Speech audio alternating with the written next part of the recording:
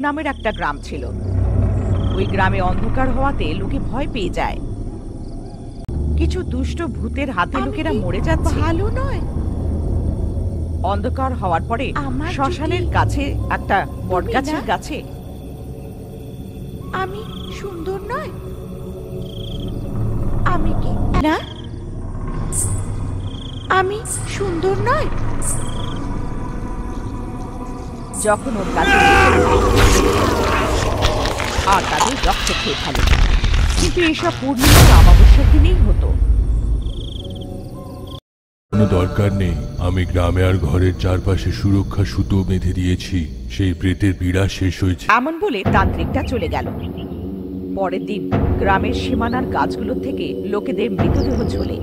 পুরো গল্পর লিংক কমেন্টে আছে, দেখুন। আর অনেক ভিডিওর জন্য লাইক করুন আর সাবস্ক্রাইব করুন।